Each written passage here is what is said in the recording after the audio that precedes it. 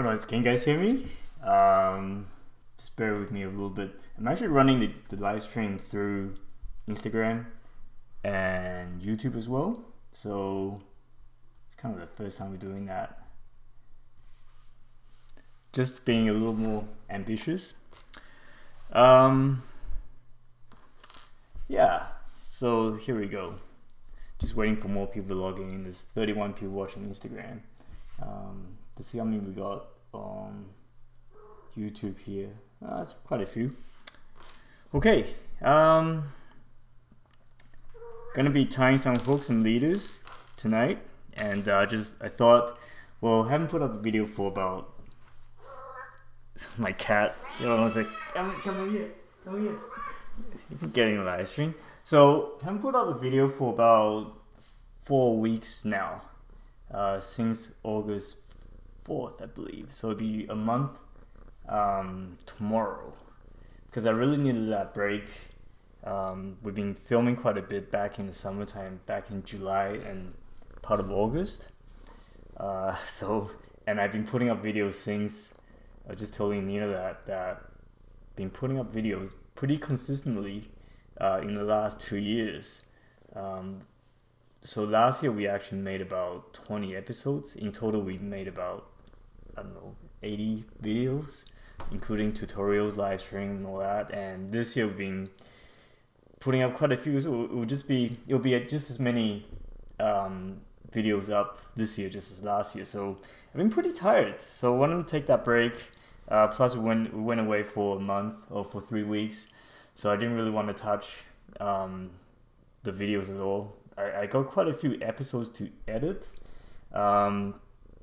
just to answer some of the questions. So right now I have 7 episodes waiting to be edited in my computer. It's a little overwhelming, but you can start looking forward to seeing them in the next 3 or 4 months. So starting this month, I think I'll probably put up at least 2 episodes this month, and there'll be a couple tutorials that are related to the fall salmon fisheries as well, and there's a couple fish recipes as well that I'm going to put up. One by Kitty that's really delicious, that we ate it right after we filmed it. It was really good. And the other one's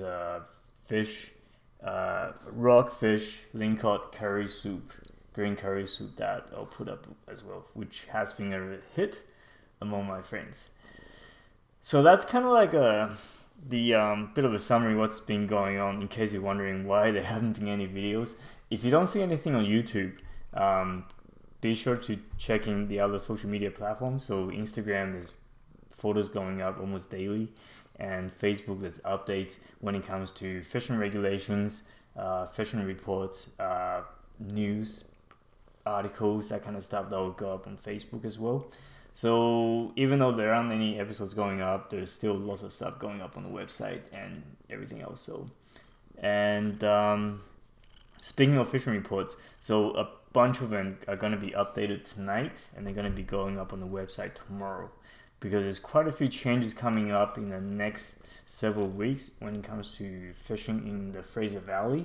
So it's important for us to get that information up. Yeah, so speaking of the fishery, the changes in the fisheries in the Fraser Valley, we got the lower Fraser River, which has been really good for sockeye salmon fishing, and that's going to be closing coming up. So the sockeye fishery is going to be closing in the tidal Fraser River starting tomorrow, and in the non-tidal Fraser, from between Mission and Hope, it's going to be closing on the 5th. So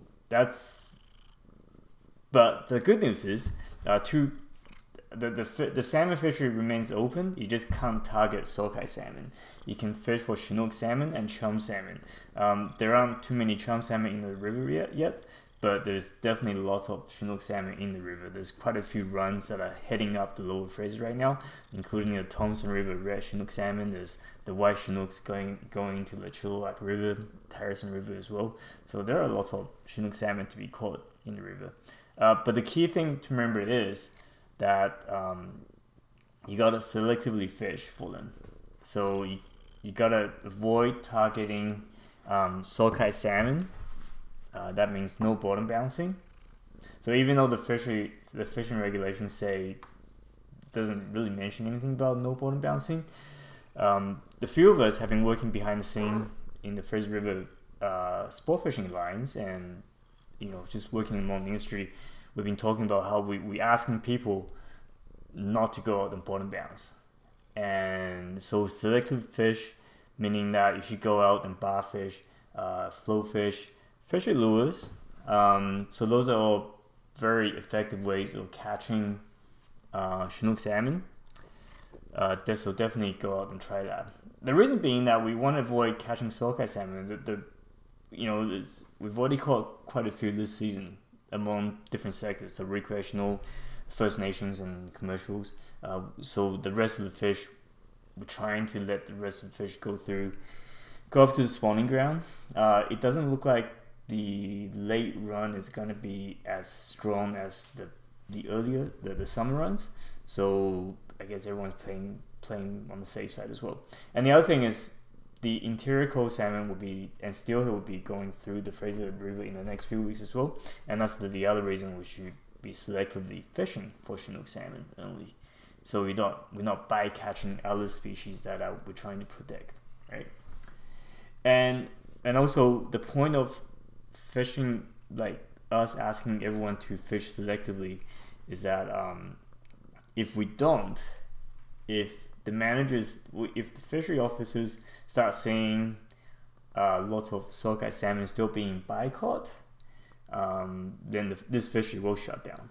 So for the time being, the river will remain open for Chinook salmon and chum salmon. But if people are still catching and releasing sockeye salmon while trying to get the Chinook salmon, this fishery will shut down eventually. So we're asking people not to go out and bottom bounce. So go out and bar fish, go out and lure fish.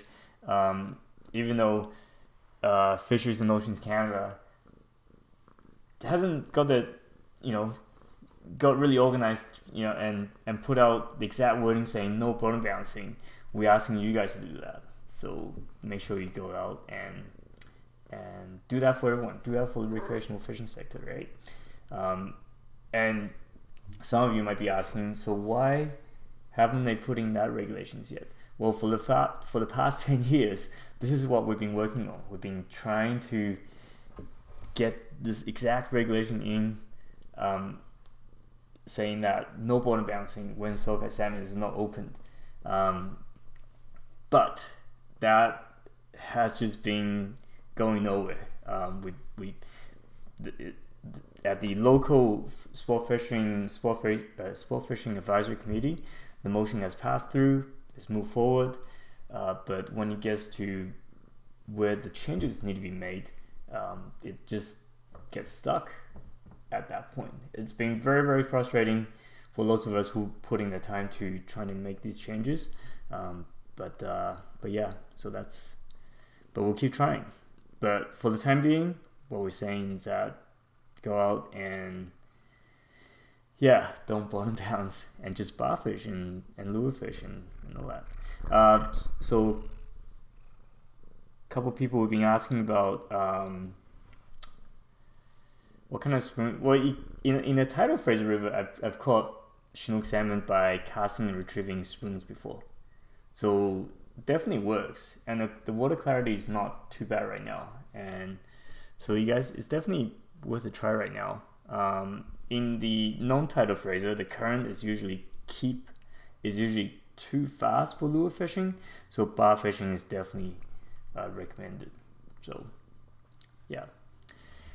Okay, the cat is bugging me now. He has to go. She has to go. Okay, there he goes. So yeah, so that pretty much sums up the Lower Fraser fisheries in the next few weeks. We're very thankful that it's open for Chinook and chum salmon fishing, by the way, because normally in September, this fishery, the salmon fishery, is usually not open throughout the whole September, and that those management measures are done to protect interior coho and steelhead. But this year we do have that opportunity to fish for 2 species. So definitely don't take it for granted and go out and do the right thing. So yeah, and the other fishery I'm looking forward to is the coho fishery coming up in a couple weeks from now. Well, there's probably some coho in the Chilliwack River already, but it's still a little early. So that's kind of like the fishery that I look forward to. So there are all these fishing trips that I go on, that we do all this filming and all that. I mean, don't get me wrong, all these fisheries are really fun. It's really fun to go film, and but it's still quite a bit of work. What I really like to do is get up really early in the morning and and float fish for coho salmon. That's actually what I always like to do. It's something that it's probably the only fishery that I can get a little bit at 4:30 in the morning, to be down the river in the dark and fish at first light. So I'm actually just tying up some leaders right now for that fishery. So this is a 1/0, no, not 1/0. This is a number 1 owner hook. See that? Yeah. And that's usually the size that I use for coho salmon. Just gonna tie a bait loop knot onto the hook, and that loop will allow me to hold my bait. And the bait, the choice is salmon roe, which I've cured last year. So the bait loop knot, for this fishery, there will be a video tutorial coming up that will be put up probably in the next couple weeks, so you can go check it out and also do the same thing. It's a very, very useful knot.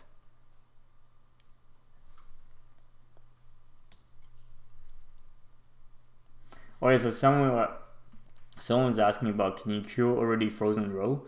You can. It's not ideal, but it does work. Usually the way I do my roe is I cure the roe, then it gets frozen, it gets wrapped, it gets frozen, and that stays fine for the next couple years.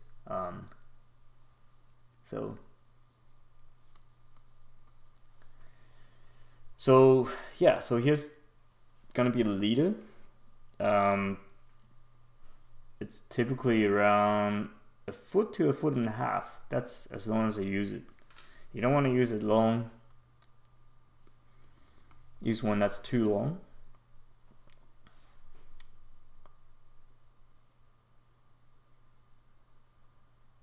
So here we go. So there's a bait loop right there. That little loop right there is gonna be holding a bait, and you can just pull it up like that. So this leader is not very long.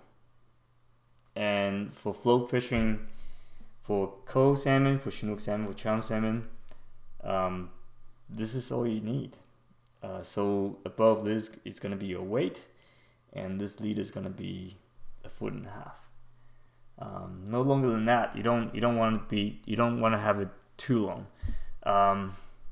Oh, someone's asking about the mic volume is too low for the YouTube. Is that better?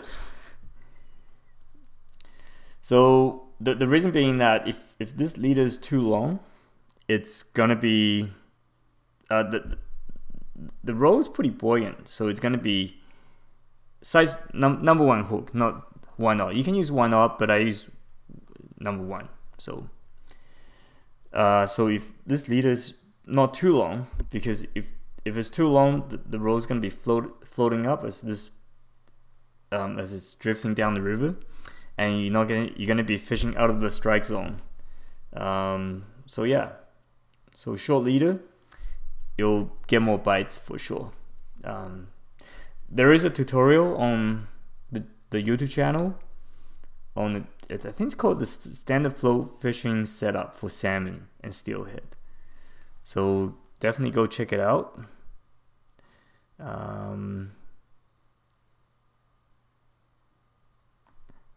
Yeah. So I'm gonna try a few more. Any questions? I've been reading, trying to figure out what everyone's saying. Okay, so the volume's better on for the YouTube video. Instagram is fine, I think. Okay. Oh yeah. So for the leader, what I've been using is Cigar. So this is 12-pound test. Check it out. Okay. And okay, so yeah, someone was asking that. So 12-pound test. This is actually for what I'm going to be using for Chinooks. I go down to 8-pound, as low as 10 for coho. But 12 is actually what I use for my leader when I'm casting and retrieving a spoon and spinner for coho salmon, for any salmon actually. So, and this is very, very strong. 12-pound test, Cigar fluorocarbon. It's strong. It's not very visible in water because it doesn't reflect sunlight. So yeah, definitely try it out. I mean, you can use mono as well. Maxima Ultra Green is a good one to use, but definitely try it out. So we got size 1 hook. This is your typical SSW size 1 owner hooks. There's also the size 1 no escape barbless hook. So all of our river fisheries for salmon, actually all of our river fisheries, you have to use a single barbless hook. These ones are really barbless, and they're very sharp. So owner hooks are very, very sharp. So you definitely want to try either one of these out for sure. So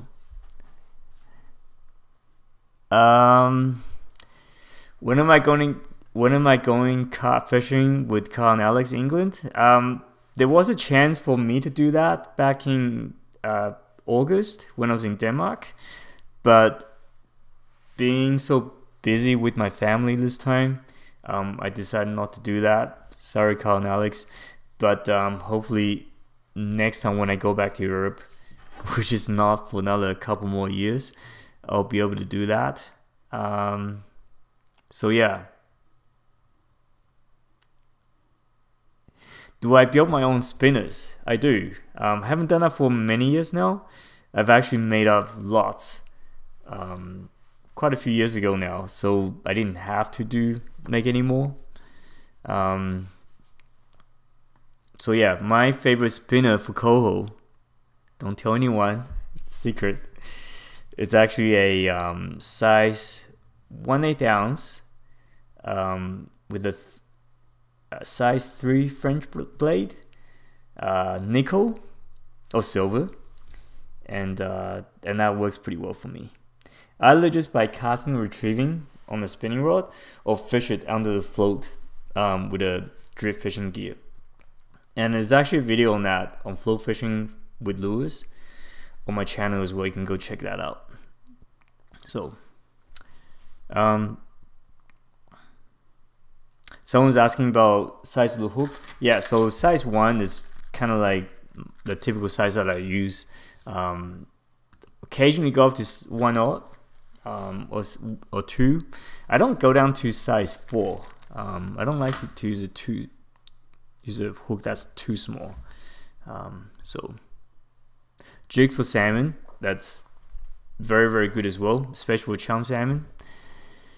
Okay, so do I like to fish with a bait caster or a centerpin reel for coho salmon? It's kind of both, but most of the time I do like to fish with my low profile bait caster setup. So right now I have a Shimano Curado 200. It's a tiny little low profile bait casting reel. Love using that to go with a G Loomis rod that's rated between 6 and 10 pound. It's a really, really my favorite setup right now for coho salmon.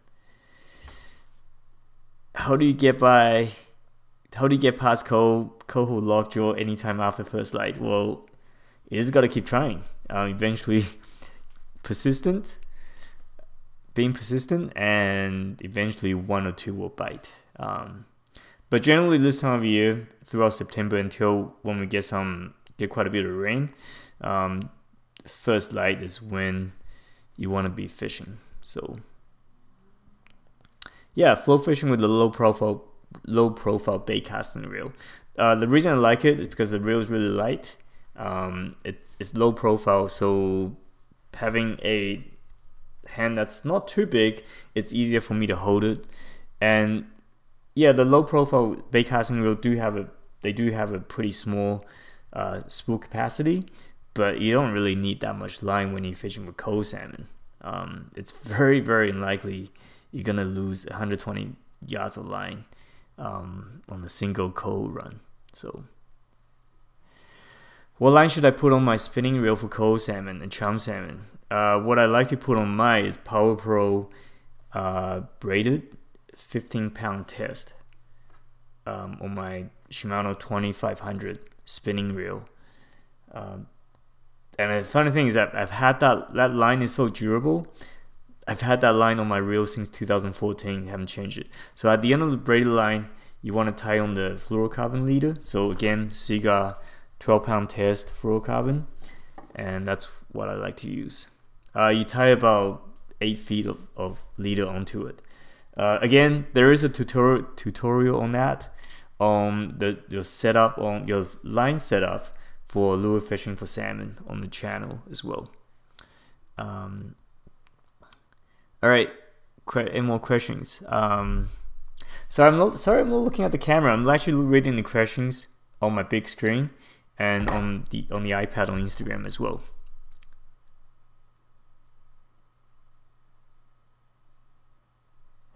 Okay. Yeah, lots of questions online. So Power Pro braided for spinning reel. I use maximum mono for my bait casting reel for flow fishing.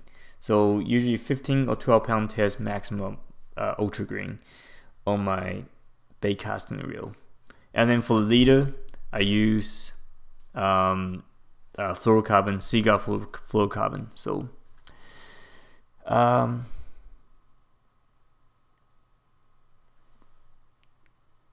okay, so any more questions? Yeah, it was interesting how everyone's asking about fishing lines for coho salmon, and it's very, very important. The type of lines that you use can definitely improve your chance of catching coho salmon as well. How do you find coho among all the chum salmon? Generally, I don't like to fish at places where there are too many chum salmon. First of all, coho get pretty shy when there's lots of chum salmon swimming around. They're very aggressive, so I don't like to do that. And chum salmon tend to bite a lot more than coho salmon. Yeah.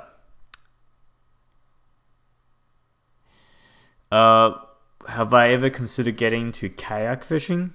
I have. I've done a little bit, but not very much. But they're just, not that I don't want to, but they're just too many things to do. So that's, the kayak fishing is kind of like on the bottom of the list right now.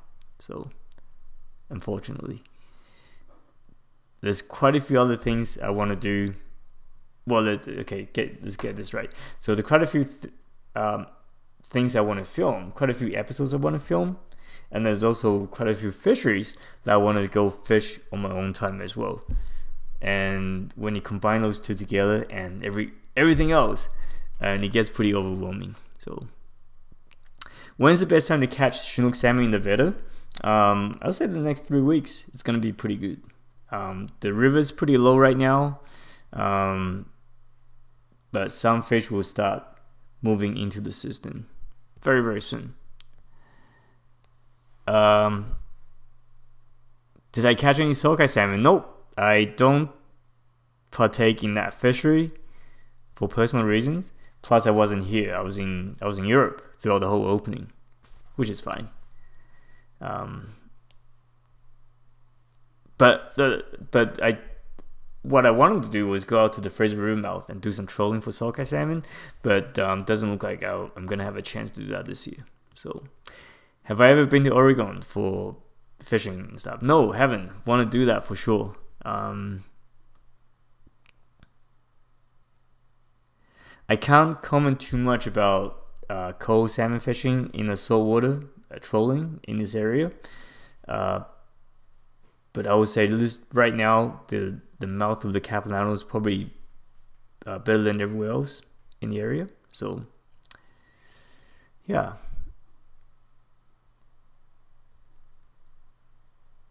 Oh, okay. So this is a good question. Can you give us any snack-free tidal Fraser fishing spots for springs and cold salmon?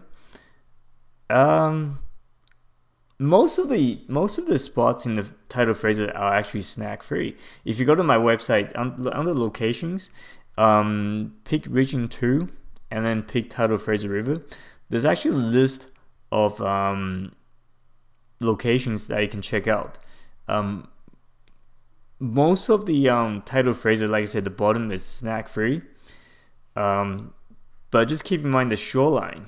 As you bring your lure closer to shore, it becomes snaggier because of the rocks and pilings and all that. So a good way to check out your spot is to go down to the river during low tide, and then you can kind of mark out all the snags. And then, so you know exactly, you make a mental note, and then you know when you go back during high tide, you don't have to worry about getting snacks. So, yeah, it just takes some practice, takes lots of time, putting the time to fish all these different spots, and you'll know where you want to get snacks and stuff. So, yeah.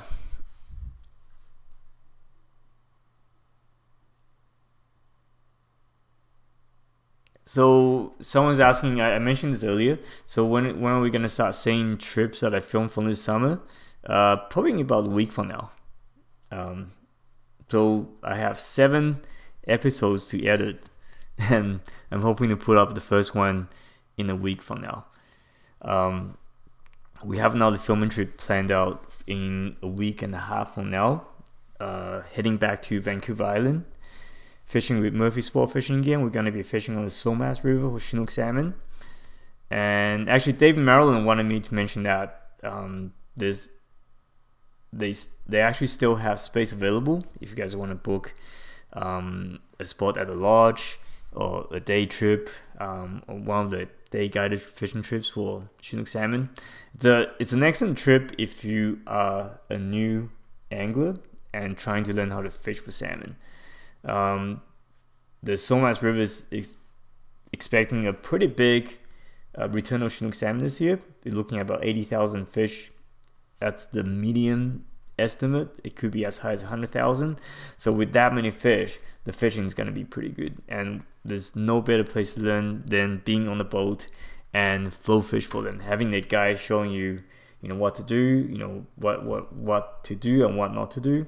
This is actually the best place to learn. So it's not just a guided fishing trip. It's actually you're actually getting a good lesson out of it too. So yeah. So I'm talking a little slowly because I'm actually pretty tired. We got back from Europe late last week, so I'm still somewhat jet lagged. Flying with a 2-year-old and a 6-year-old is quite an experience. So we flew from Copenhagen to Denmark to Frankfurt, which is like a 1.5 hour flight. We had to get up at 3 o'clock in the morning, and the flight was at 6 o'clock in the morning. And then the second flight was, I'm not even gonna tell you what happened in the second flight. Just say it's an experience that I wish to forget. It was a 10-hour flight, transatlantic flight from Frankfurt to Vancouver, and let's say the 2-year-old was pretty restless for 10 hours. So yeah. Okay, any more questions? do the pinks run every 4 years? No, the pink runs for every 2 years. So the pink salmon life cycle is 2 years. So once the eggs hatch in February, something like that, they pretty much go into the ocean right away, within a month or two, and then they spend the next 1.5 years in the ocean, then they come back 2 years later. So the pink salmon run, it's once every 2 years. This year we don't have a pink salmon run in the Fraser River, but next year we'll have one again. The last pink salmon run was terrible. We didn't have a very, very good return as well, which is kind of disappointing, kind of alarming, because usually a 10 million fish run is your average, but last year it was quite low. But hopefully that will change change next year in 2019. So yeah, so 6 and 2 year on the flight, and you thought steelhead fishing was hard. Oh, it was rough. Yeah, I know what we were thinking, right? But it's over now. It's probably the last time we have to fly with a 2 year old, hopefully. So yeah, it's not very hard. So the pink salmon run in 2017 was a flop. So Brandon here is wondering about if it will recover next year. Very likely it will, but also very likely it won't be. It all depends on the ocean condition. So the good thing about salmon runs is that it can go either way really fast. It can go really good or really bad, because the life cycle is so short. The fish, the fishery can recover pretty much right away if you do the right thing. But it can also go the other way if you decide to overfish or whatever, right? How can you get a job in the fishing industry, like guiding or working for FFSBC? So Freshwater Fisheries Society BC has a Learn to Fish program, and that program become a Learn to Fish instructor. Just go to the website gofishbc.com. It's usually posted in March or April, I believe, and it's for students, so definitely go check it out. So that's one job you can start out with. Becoming a guide in the fishing industry is very, very, very, very tough. Just because you love fishing doesn't mean you can become a fishing guide. Most people start out as a working on the fishing dock, sorting fish, cleaning fish, packing fish, and then you slowly work your way up. So one of our friends working at Murphy Sport Fishing, Matt, just became the youngest freshwater fishing guide at the age of 19 a few days ago. So congratulations, Matt. This is actually his first year guiding in the salt water as well. But what people don't know is that he's actually been working really, really hard under Dave and Marilyn in the last few years, doing all kinds of stuff, working as a dockhand and cleaning fish and sorting fish and packing fish and cleaning boats and fixing boat motors in the wintertime and cleaning up all the fishing gear and fixing everything up. So it's a lot of hard work before you can actually become a fishing guide. A fishing guide is a very, very tough job because it's long hours. You start off very, very early in the morning and you end very, very late in the evening as well, because you gotta make sure the boat's clean, make sure the fishing gear's in line, gotta know where the fish are, gotta know how to catch fish, entertain the guests, and clean the fish at the end of the day. And it's a very, very tough job, especially for a saltwater fishing guy. I don't know how you guys do it for 2 months straight. So all right, just let me catch up on the questions. Are there any college, university courses that help with getting a job in the fishing industry? Not really. The best way is to kind of get out into the fishing industry, and in the summertime, stay in school. But in the summertime, just try out different jobs. But like I said, there's lots in the tackle store. Find a fishing lodge and work as a dockhand as well, and but that's hands-on experience. That's how you get started. So most of that stuff you can't learn from school. So okay, would you recommend filming guided fishing trips to grow a YouTube channel, or only do it once you have a bigger subscriber base? Okay, that's actually a pretty good question I want to answer. So for my YouTube channel, I wouldn't say it's huge, because there are many other bigger channels out there. It's relatively big in BC with 47,000 subscribers. So the viewership has been building since 2006, in the last 10 years. And how we got started was, we just go out and film when we're out fishing. I started becoming really loving camera work. So filming became a passion quite a bit. Actually more than fishing. A lot of times these days I actually prefer to stay behind the camera than to be actually fishing, because I want to put out something that's really nice for you guys to see all the time. So the best way to start out is actually just go out and do it yourself, and don't worry about going on a guided fishing trip and stuff. What makes a fishing video really good is not the amount of fish that you catch in the video, but actually the story, the chase of the fish. It's what makes it really good. The personality behind the people who are in front of the camera and telling the story. So that's what makes a video really popular, in my opinion. And then have a few fish in there that are special, right? So that's good. I find that, so my dilemma right now is this is actually my full-time job. So most of the money generated from these videos are from the guided fishing trips, from lodges and stuff. And of course, we're marketing various businesses in the industry. So that's good, but it's also bad because we want to keep in mind, we want to keep you guys in mind, we want to keep the audience in mind. Watching us going onto these expensive guided fishing trips or lodges, it's nice, but it's not really relatable. So my co-host Kitty and I have been talking about, we need to keep, we can't forget about the basics. We gotta go back and keep going out on trips on our own and film, and that's what I think that's what makes these videos really interesting, right? So I just kind of off the topic a little bit, but yeah, I hope that kind of answers your questions. When you're starting up a YouTube channel, don't worry about growing it, don't worry about making it big. Just go out and make the videos and put them up, and if people like to watch it, they'll watch it, they'll find it and they'll watch it, they'll stick around and subscribe, and yeah. So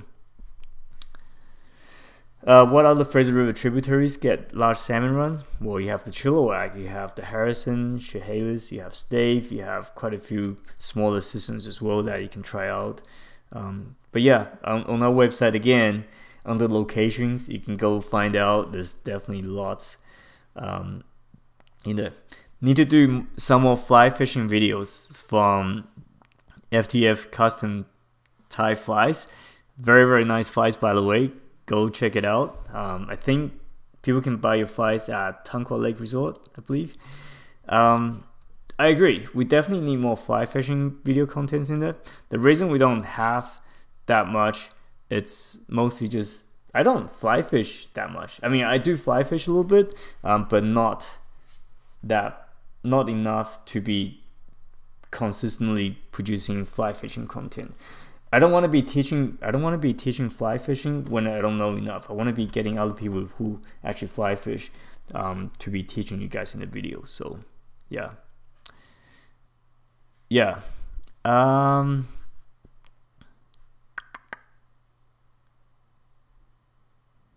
Okay, so I'm just gonna catch up a little bit here. Sorry about that.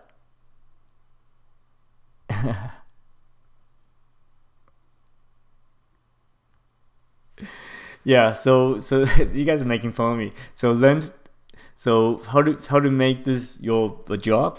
Well, you just gotta make it. Because I mean, for me, it's kind of like, you know, somehow I've managed to turn, with plenty of support from my wife and understanding, turn fishing into my job. And it's not really fishing; it's going out. It's video production, I should say. And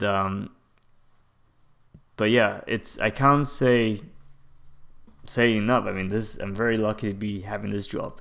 My daytime is sitting at home editing videos. I don't have to commute anywhere, and when I do commute, it's to a fishing spot, so can't complain. Yeah. What about bass? What are my thoughts? So with bass, and this is kind of related to that, they found smallmouth bass at Coulter's Lake recently, and we're actually gonna go out and try to catch those in the near future. Some people don't like bass. A lot of people do like to fish with bass. Quite often when we talk about bass in British Columbia, we talk about bass versus salmon or trout. And I think that's the wrong way of looking at it. We should be talking about invasive species. Anytime when you have an invasive species in a new ecosystem, it's never good news. If that species flourish, it usually means it's taking over another native species area. It's predating. It's either competing or predating another species, another native species. So that's never good. But with that said, bass is not going away. Once it's in a watershed, it can't get rid of it. So take the largemouth bass, for example. There are some in the Sumas River now, which is like the Sumas goes in with the Veda River in the lower part. So, and they definitely prey on salmon, on juvenile salmon and steelhead. So in the springtime when the river is really, really high, it floods a big area, and so all the salmon, all the juvenile salmon and steelhead will branch out and move into the frog water, right? Move into the slower part of the water, the swamps, because that's kind of like where they can rest, where they can find food before they head out into the ocean. But that's also where the bass are going to be. So you can imagine how much predation there is on salmon and steelhead. And I'm not saying that, you know, that our low salmon returns and steelhead returns, it's all because of bass. But a lot of people tend to say, oh, it's bass, it's fish farms, it's overfishing, but it's actually a collective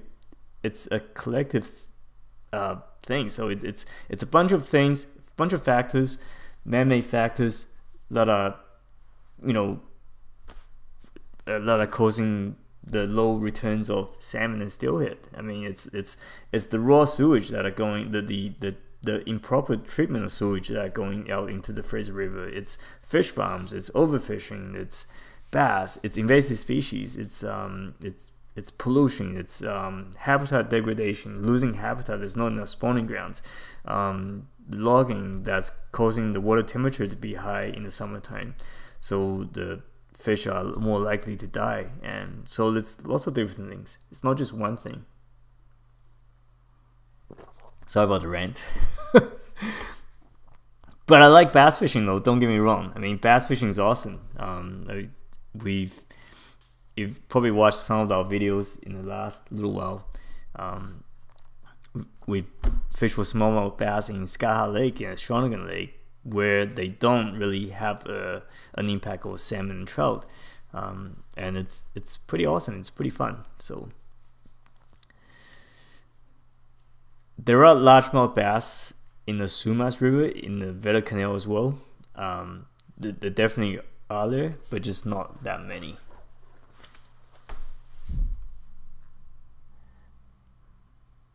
Have I ever would I ever do a hunting video?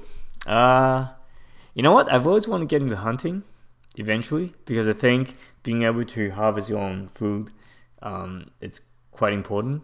I don't trust myself with a gun. Like, I don't know, like with But I think eventually I do want to try it. It's expensive, I would think, and it's time. I need the time to go out and do it. And right now I don't have the time to do that. So how big are the Cultus Lake smallmouth bass? The ones I've seen are around 1 pound or less, but I'm sure there are bigger ones. So we'll find out. So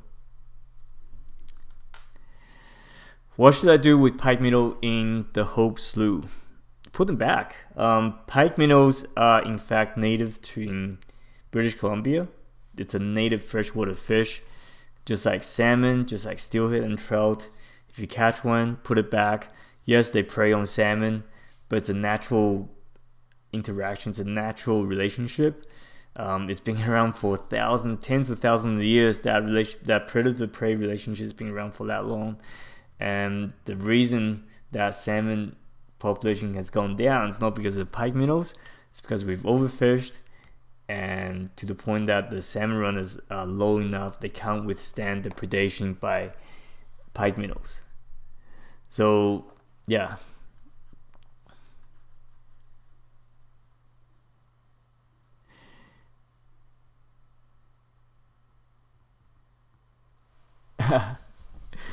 When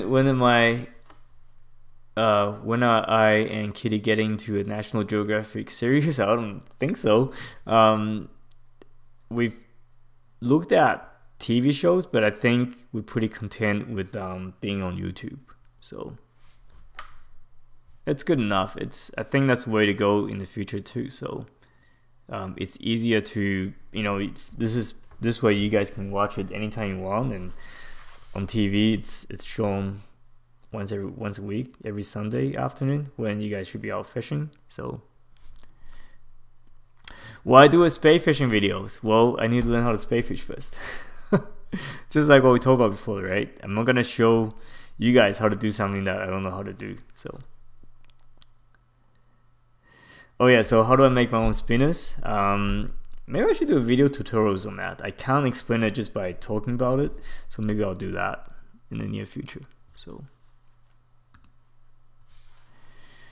crayfish catch and cook, yeah, that'll be kind of interesting. I wouldn't mind doing something like that.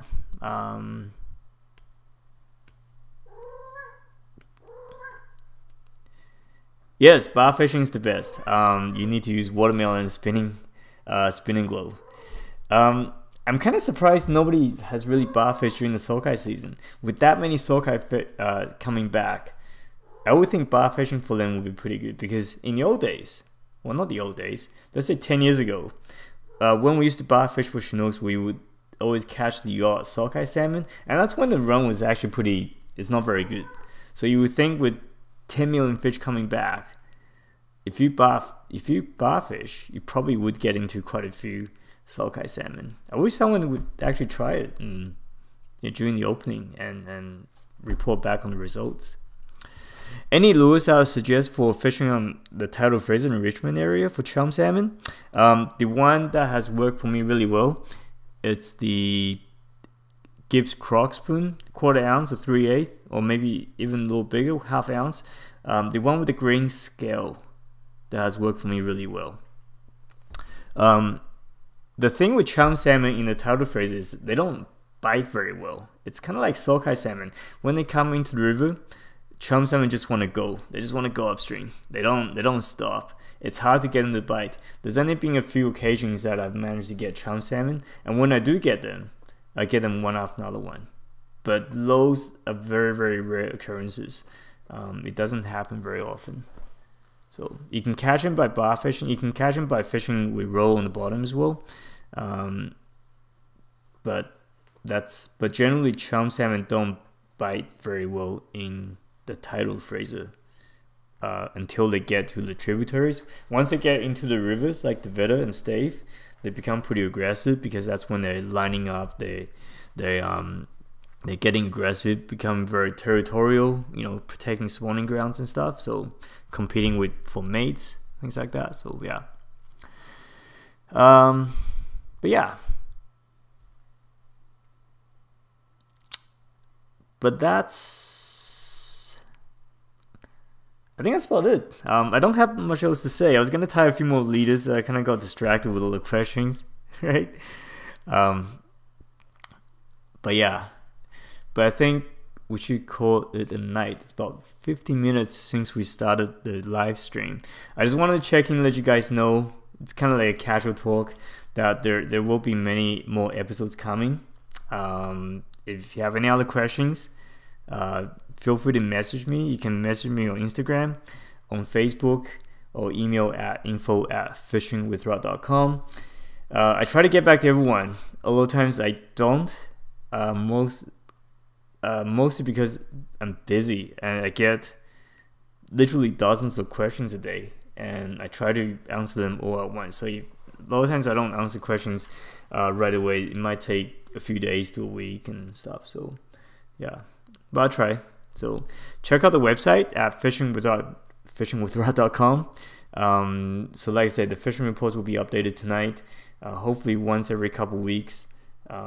If you're asking about fishing locations and how to fish and stuff like that, the website has lots of articles. There's a big library of articles you can check out before you ask me the questions. Most of the questions that I get could be answered by themselves if you go to the website. And there is a search function on the website as well you can use. And yeah. And subscribe to the YouTube channel and follow us on Instagram and Facebook, and we always appreciate it. But yeah, thanks for watching, and school starts tomorrow.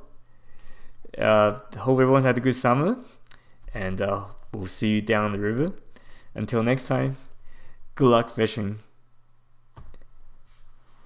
Bye.